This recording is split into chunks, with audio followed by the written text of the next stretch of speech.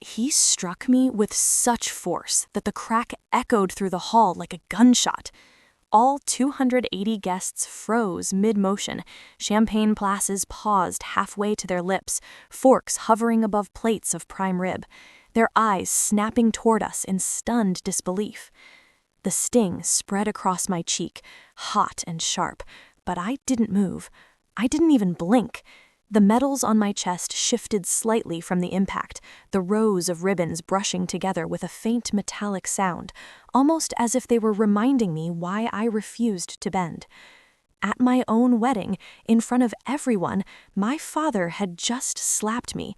Not behind closed doors, not in a moment of private anger, but out here, under chandeliers and polished lights, in full view of colleagues, relatives, and strangers.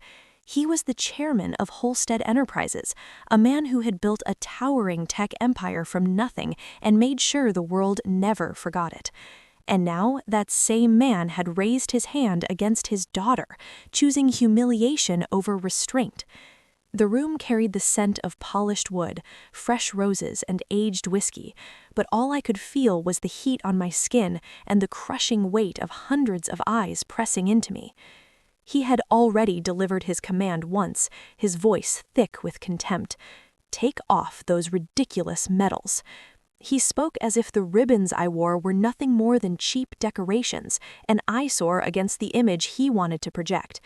I had refused him with nothing more than a small shake of my head, my posture straight, my chin lifted, discipline rooted deep in my bones from years of inspection lines and silent endurance. That quiet refusal was all it took. His hand came fast, sharp, without hesitation. But before he could follow through again, another hand stopped him, strong, controlled, clad in a crisp white glove. My fiancé, James, a 4-star Navy SEAL, stepped forward and caught my father's wrist mid-motion. His grip was firm, unyielding, not aggressive but absolute. He leaned in slightly, just enough that only those closest could hear him, and spoke 8 quiet words, low and precise. Whatever authority my father believed he held vanished in that instant. The room didn't erupt into chaos, it shifted. Slowly, deliberately, people rose to their feet, one after another, like a tide coming in. It wasn't applause, it wasn't noise, it was judgment, silent, collective, undeniable. The man who had spent his life commanding rooms suddenly looked diminished, his confidence draining from his face, his eyes flickering as though searching for control that no longer existed. My cheek still burned, but something inside me steadied. I stood taller, because in that moment, I was no longer just his daughter standing in his shadow. I was an officer, a decorated one. A woman who had endured deserts, storms, and battlefields far harsher than anything this room could offer. And yet the question lingered for anyone watching. How did it come to this? Why would a father strike his daughter on her wedding day? Why would a uniform, the very symbol of my identity, ignite such anger in him? To understand that moment, you have to go back. Back to where I was raised. I grew up in a house where power was everything and affection was rationed like a limited resource. My father measured worth in profits and influence, not in character. Conversations at dinner weren't about family. They were about deals, acquisitions, and the people he could impress. He wore tailored suits like armor, smoked cigars that left the air thick and heavy, and drove cars that turned heads long before he stepped out of them. To the world, he was larger than life. To me, he was unreachable. From the beginning, my future had been mapped out without my consent. Elite schools, Ivy League education, a position within his company, eventually a seat at the top. He didn't raise children, he shaped successors. At least, that was his intention. But I never fit into that design. While my brothers immersed themselves in balance sheets and golf lessons, I found myself drawn to something entirely different. Late at night, I would hide under the covers with books on military history, tracing battles and strategies with quiet fascination. At dinner, while my father spoke endlessly about markets and mergers, my attention would drift to the flag outside, moving in the evening wind. I wondered what it would feel like to stand for something greater than wealth, to earn respect, not inherit it. One evening, he caught me pressing his old ROTC uniform, something he had long abandoned and stuffed away. He laughed, but there was no warmth in it. "Don't waste your time. Soldiers follow orders. CEOs give them." That single sentence defined everything he believed. In his world, uniforms were inferior to suits. Service meant submission, and medals were nothing more than ornaments. So why did I wear mine at my wedding? Why stand there, knowing exactly how he would react? Because those medals were not decoration. They were my story. Every ribbon carried a memory: sweat, sacrifice, sleepless nights, impossible decisions made in moments where hesitation meant failure. They weren't symbols of pride. They were proof of survival. I earned them in deserts where the heat stripped the air from your lungs, on restless seas where the horizon never stood still, in moments where silence was broken only by radios and quiet prayers. And I earned them alone as well, without recognition, without approval, without him. Each one held more meaning than any document he ever signed. They were not for display. They were earned, piece by piece. So when his hand struck me, it wasn't just physical pain. It was years of dismissal condensed into a single moment. Every time he had minimized me, ignored me, dismissed my path. Every silence, every look that said I was not enough. But this time, the room didn't follow him. Not this time. People stood, not for him, but for me. Among them were those who understood, fellow service members, people who had seen what those medals truly represented. Their eyes held no pity, only respect. My father had built his life on control, on commanding attention, but in that moment, the balance shifted. 8 quiet words from a seal, and the silent rise of 280 people stripped that control away. The sting on my face remained, but something clearer took its place. Understanding. I didn't need his approval. I never had. My life, my choices, my achievements, they were mine alone. But that moment didn't happen in isolation. It was the result of years. Years shaped by a childhood defined by expectation, by rebellion, and by a path he never wanted me to take. If you want to understand the weight behind that single slap and why that room stood with me instead of him, you have to look further back, long before the uniform, long before the medals, back to the beginning. I was born into wealth, but not into warmth. Our home stood on a hill outside Boston, a structure of glass and stone that symbolized success but echoed with silence.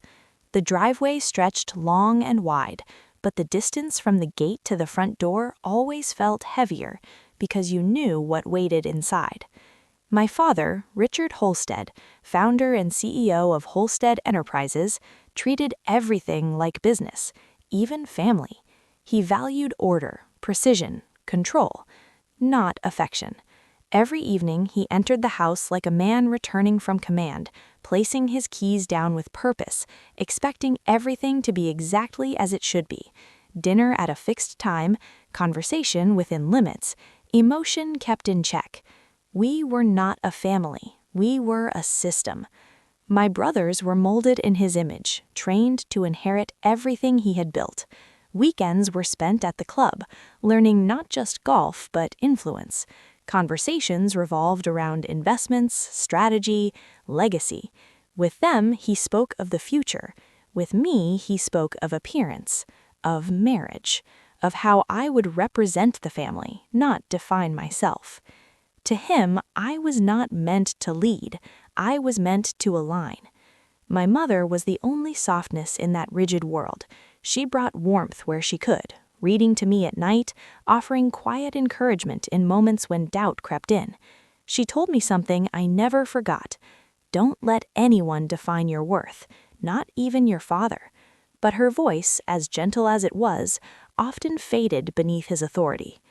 One night when I was 12, I showed him my report card, proud of my grades, especially in civics. I told him I wanted to join the junior ROTC program.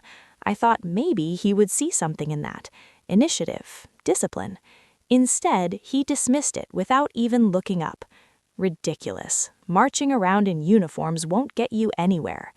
I tried to explain, to make him understand, but he cut me off, his knife striking the plate, the sound sharp and final. You are not joining anything that teaches you to salute. Holsteads are saluted. We do not salute others. That was the end of it. Or at least, that's what he thought. That night, I made a decision. Not out loud, not in defiance, but quietly. I would remember everything he said, not as limitations, but as fuel. By the time I reached high school, the distance between us had grown into something permanent. My brothers followed his path. I found my own. When I told him I wanted to apply to the Naval Academy, he reacted with disbelief, anger, disappointment. He saw it as rejection, of him, of everything he had built. But for me, it was something else. It was freedom. And from that moment forward, there was no turning back.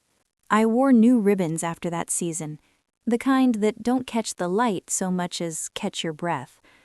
I mailed a photo to my mother, a habit I couldn't quit, even though I knew the house where she lived felt more museum than home.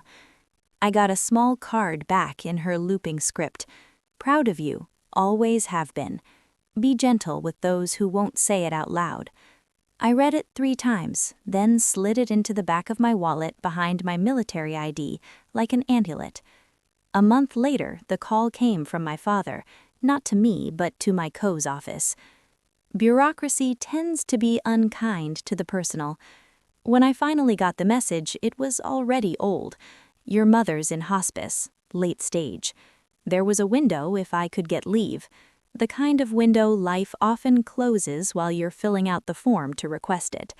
I flew home anyway, landing in a city that felt like an old suit that no longer fit. The house smelled the same, lemon polish and money. She looked smaller in the bed, her hair gone, her hands cool and papery in mine.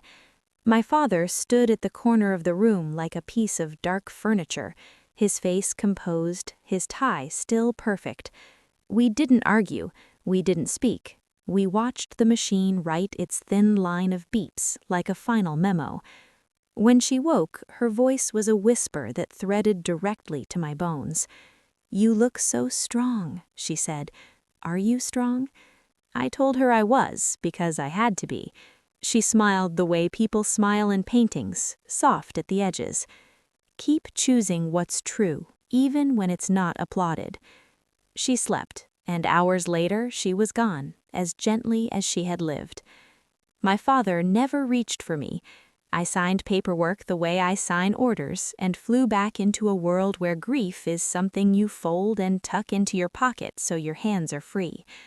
I didn't hear from him again after the funeral. Not a note, not a call. Months slid into a year. The next time the past collided with the present, it was on a pier that smelled like salt and diesel. I'd been assigned to oversee a training rotation, and the SEALs had just returned from something none of them could talk about, but all of them carried in their shoulders. Riley was limping. Hill had a bruise high on his cheekbone that looked like a map of somewhere unkind. We didn't ask. We lifted as a group and breathed as a group until the air felt friendly again. That evening, the sun dropping like a coin behind the horizon, Jeems walked down the pier. It's strange which moments you remember with verbs and which you remember with color. I remember the light, bruised purple, then gold. I remember the scrape of his boots. I remember him stopping just shy of my space, respectful without saying the word. We'd met at briefings, collided on paper, synced timelines more than once. But this was not a meeting and not a timeline. He held a small box like it weighed more than it did. "I can't promise you calm seas," he said. "I can promise to row with you." Some proposals are fireworks. His was ballast. I said yes because I knew he understood the difference between decoration and evidence. He'd seen me at 3 a.m., hair pinned back, uniform creased with fatigue and pride, choosing people over appearance. He loved that person. He didn't ask me to be quieter or softer or less. He asked if he could stand beside the life I had built. We planned light, a chapel, a modest reception, an invitation list of people who had earned entry by having skin in our story. I wrote a card to my father out of completion, not hope. I'm getting married. 1,300 hours, Naval Chapel. I'll be in uniform. I sealed it before I could add anything I would regret. Work did what work does. It filled the days. I stood in front of whiteboards and flight plans, then in front of people whose eyes told me everything I needed to know about the weight they were carrying. I rewrote a training module to give instructors permission to pause evolutions when the line between grit and damage grew thin. The numbers changed, fewer injuries, fewer quiet collapses in barracks at 0300. No one gave me a medal for that. They gave me something better, compliance without complaint. The last operation before my wedding wasn't dramatic. It was the kind that earns a footnote and saves lives, an extraction that required more patience than bravado. I rode the last truck back in, hands steady on the rail, and thought about vows, not the fide kind, the practical kind. Serve each other's peace, protect each other's purpose, refuse to dim the light that got us here. A week out, I ironed my white dresses with the same attention I'd give a map that would take us through safely or not at all. 4 stars, ribbons aligned, shoes like mirrors. I placed my mother's card on the dresser and read it again. Be gentle with those who won't say it out loud. I wondered if gentleness would ever have a place with my father. I suspected the answer was no, but I left the question open like a window in spring. The morning of the ceremony, the base was a hush of preparation. Torres texted, "Formation outside the chapel. You walk, we stand." I replied with a single copy, the kind of word that says more than any sentiment. As I stepped toward the door, my phone buzzed, a number I knew by muscle memory. I didn't open it, not yet. The day would have enough weather. I pocketed the device and reached for the handle, ready to walk the narrow line between past and future in boots that had learned both terrain. What I didn't know then was how small a room can make a powerful man, and how big a silence can sound when 280 people decide together what they will not tolerate. James wasn't the kind of man who needed to fill silence. He let it sit, unbothered, until it turned from awkward to comfortable. That's how I knew he was different from the men I'd grown up around. My father and brothers filled every space with noise, stock prices, predictions, instructions, corrections. James filled space with presence. We met during a joint working group at the Pentagon. He was already a 4-star Navy SEAL by then, though you wouldn't know it unless someone else told you. No flash, no chest thumping, just a steady calm that cut through the room like clean air. I was presenting on logistics reform, a dry subject that could put anyone to sleep. He listened without blinking, arms folded, eyes sharp, and when the session ended, he stopped me in the hallway. "You don't just move supplies," he said, "you move lives." It was the kind of comment that sticks, not because it flatters, but because it sees. We crossed paths again and again, briefings, field exercises, the kind of endless carousel that keeps the military machine turning. Each time he remembered small details, how I took my coffee, how I tucked my hair under my cover, how I stayed late not because I had to, but because something unfinished gnawed at me. He never once asked me to be less.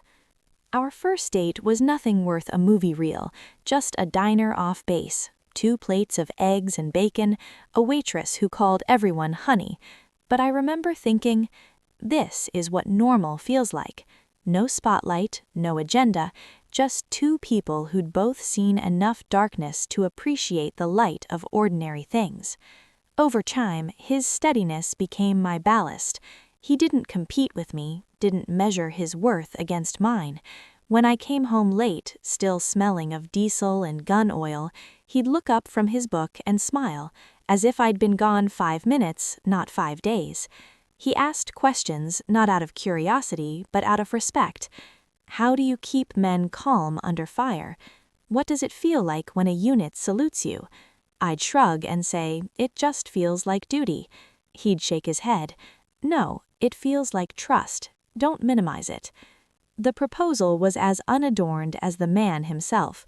No grand gestures, no choreographed spectacle, just the two of us on a weathered pier in Norfolk, boots dangling over the water, gulls crying overhead. He held out a small, simple box and said, "Let me serve beside you, wherever that means." I didn't cry. I didn't need to. I just said yes, because I already knew.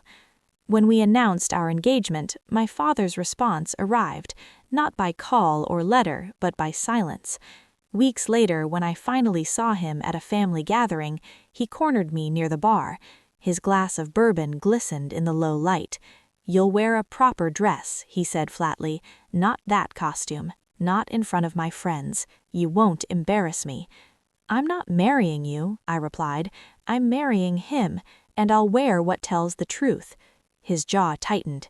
"Do you understand how humiliating this is? People will whisper. They'll laugh at you." "Then let them laugh," I said. "At least I'll know I'm not lying." He turned away, muttering into his glass.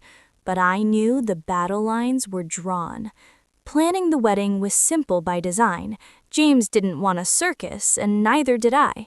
We chose the Naval Chapel, clean lines, stained glass that caught the morning sun, pews worn by years of hands in prayers. The guest list was modest: close friends, comrades, a few family members I still spoke to. The SEALs heard about it, of course. I never invited them formally, but one by one they told me, "We'll be there."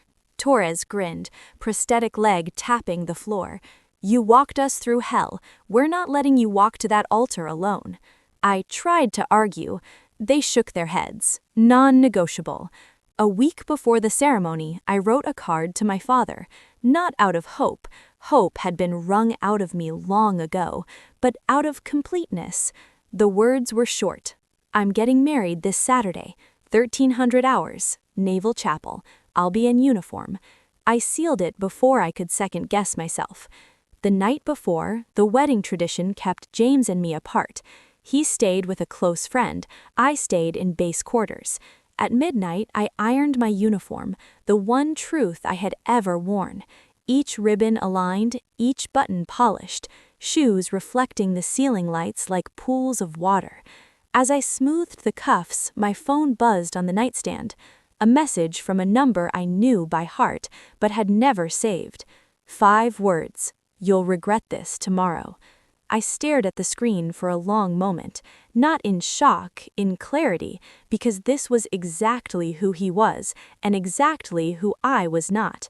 I placed the phone face down, pressed one last crease into the white fabric, and whispered to the empty room, "Tomorrow I walk as myself." The morning dawned sharp and clear, the kind of navy blue sky you only see in spring. My stomach was steady. I'd faced mortars and machine guns. What was one more confrontation with the man who had never believed in me? Outside the chapel, my team gathered in formation, medals gleaming, backs straight. Some I hadn't seen in years. All of them came without being asked. "Ready?" Hill asked quietly. I nodded. "Ready."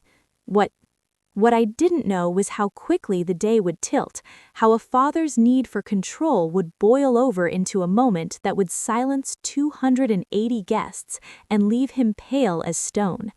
The chapel smelled faintly of cedar and polish when I stepped inside that morning, my heels striking the stone floor with a rhythm that steadied me more than any prayer could. Sunlight streamed through the stained glass windows, splintering into shards of red and gold across the pews. It was quiet, almost reverent, as if the room knew the weight of what was about to unfold. 280 seats had been reserved, every one of them filled by someone who represented a piece of my divided world. On one side, CEOs, investors, men and women in tailored suits with smiles sharpened by years of boardrooms and balance sheets. They were my father's crowd, gathered less to celebrate me than to judge the optics. On the other side, uniforms, SEALs, Marines, sailors, men I had trained, bled with, buried friends alongside. They weren't there for appearances, they were there for me.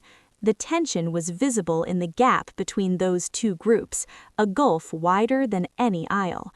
I stood at the back of the chapel with Hill and Torres flanking me, both dressed in their own uniforms.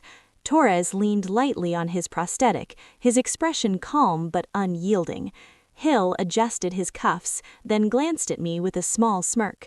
"You look like a commander about to take the field," he said. I smiled faintly. "Feels about the same. Difference is," Torres added, "this time we're walking with you." Their presence steadied me. I didn't need them to, but it mattered anyway. Guests whispered as they caught sight of me. The uniform was impossible to ignore. Rows of ribbons lined my chest, each one a chapter of sacrifice. The 4 stars on my shoulder seemed to shine brighter under the sunlight than the diamonds on half the women's wrists. From the front row, my father's gaze cut through the air.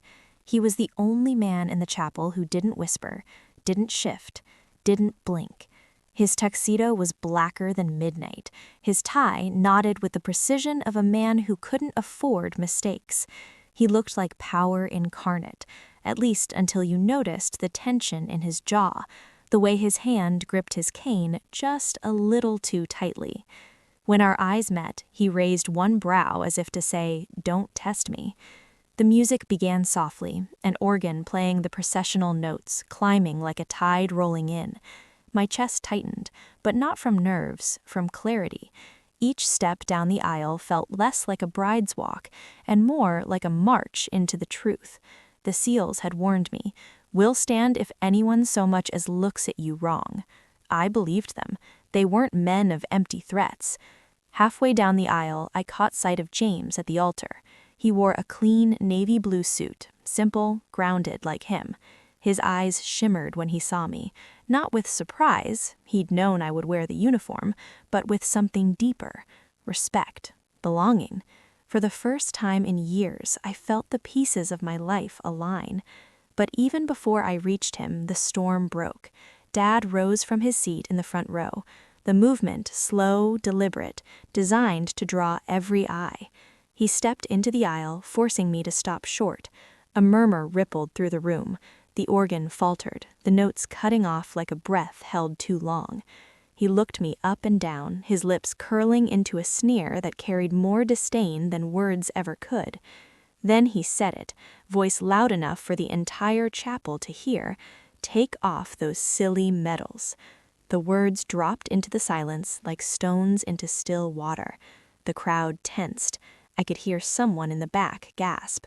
My throat tightened, not with shame, but with the weight of every year that had led to this moment. I straightened my spine, meeting his gaze without flinching. "No," I said simply. For a beat, the world held its breath, and then his hand shot out. The slap came faster than I expected, a crack that echoed off the stained glass.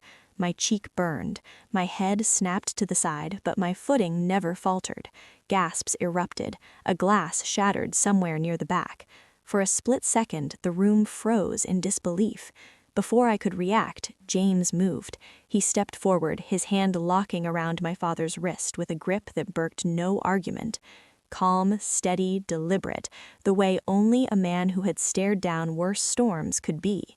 He leaned in, his voice low but sharp enough to cut.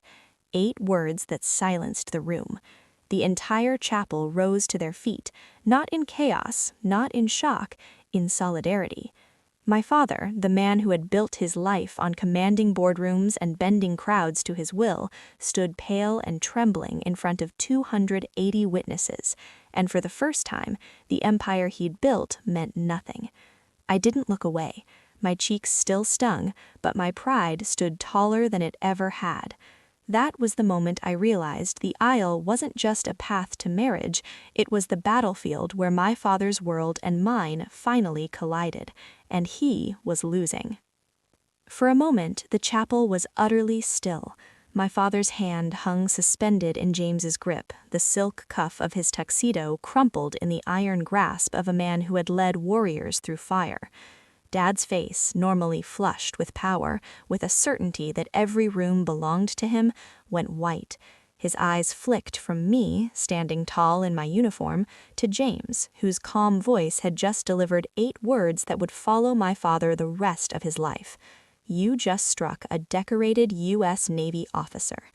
8 words, simple, undeniable, lethal in their truth. The words weren't shouted, they didn't need to be. They carried the weight of 4 stars and the authority of every man in that room who knew what it meant to serve. The silence broke with the sound of 280 people rising as one, suits, gowns, uniforms, all on their feet. No one instructed them, no one asked. They stood because they knew where honor belonged. My father tried to speak, his mouth opening like a man about to launch into a boardroom tirade, but no words came. He had spent his life controlling narratives, silencing dissent with money and intimidation. But this wasn't a conference table. This was a chapel filled with people who measured worth not in dollars, but in sacrifice. James released his wrist with deliberate care, as though letting go of something fragile or something already broken. Dad stumbled back half a step, rubbing the place where he'd been held, the imprint of humility etched deeper than any bruise could show. I could feel my cheeks still throbbing from the slap, but the pain no longer mattered. It had transformed into fuel. I turned to face the crowd, ribbons, glinting metals catching the fractured sunlight pouring through stained glass. For the first time in my life, I wasn't the one on trial, my father was, and the verdict was plain. One of the SEALs, Torres, leaning on his prosthetic, broke the silence with 3 words that rang louder than the organ ever could. "Admiral, on deck." The room responded instantly. Every military man and woman snapped to attention, saluting with crisp precision. Even some of the civilians followed suit, awkward but sincere.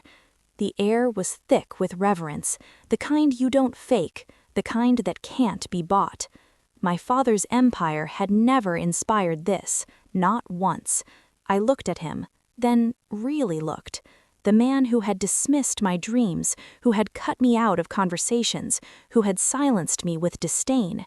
He had thought today would be his triumph, a day to parade his wealth, his influence, his carefully curated image. Instead, he was pale, trembling, diminished under the gaze of people he could never control. He'd always told me medals were silly, but in that moment, they were the only truth that mattered. I walked the rest of the aisle, each step echoing like a drumbeat of defiance. James waited at the altar, his eyes steady, pride written across his face. As I reached him, Hill and Torres stepped back with crisp dignity, their escort complete. The chaplain cleared his throat, his voice unsteady at first, then strong. "Shall we continue?" I nodded once. The ceremony resumed, but nothing about it felt small. Every vow, every word carried the weight of what had just transpired. When James took my hands and promised to serve not just my body, but my peace, I felt the sting on my cheek fade into something far greater: vindication. At the reception afterward, whispers ran through the crowd like wind through tall grass. People replayed the moment, the slap, the silence, the 8 words, the standing ovation. But no one dared laugh. No one dared diminish what had happened. My father left quietly before the cake was cut. No grand exit, no parting speech. Just a man slipping into the night, stripped of the authority he once thought unshakable. I didn't chase him. I didn't need to, because the truth had already been spoken, witnessed, and sealed. Later that night, James and I slipped outside for air. The moonlight pooled across the water, soft and silver. He touched my cheek gently, his thumb brushing the faint red mark. "Does it hurt?" he asked. I shook my head. "Not anymore." He smiled. "Good, because what people will remember isn't the slap, it's how you stood." And he was right. That's the thing about revenge. People think it's about destruction, about crushing those who wronged you. but the most powerful revenge isn't loud or violent. It's standing so tall that the people who tried to break you can no longer look down. My father will always be a rich CEO. That's his legacy. But mine? Mine is different. Mine is honor earned in deserts and seas, carried in scars and ribbons, saluted by men who never once asked me to be less. And when the world rose that day, not for wealth, not for power, but for respect, it wasn't just my wedding, it was my reckoning. If you've ever been underestimated, dismissed, or told you weren't enough, remember, this honor doesn't come from blood or titles. It comes from what you've endured, what you've built, and the truth you refuse to take off no matter who demands it. Who stood for you when others didn't? Who saluted you not because they had to, but because they chose to? Leave your story in the comments. Share this with someone who needs the reminder that respect isn't bought, it's earned. And if you want to hear more stories like this, where betrayal turns into clarity and silence turns into strength, subscribe, because together we rise.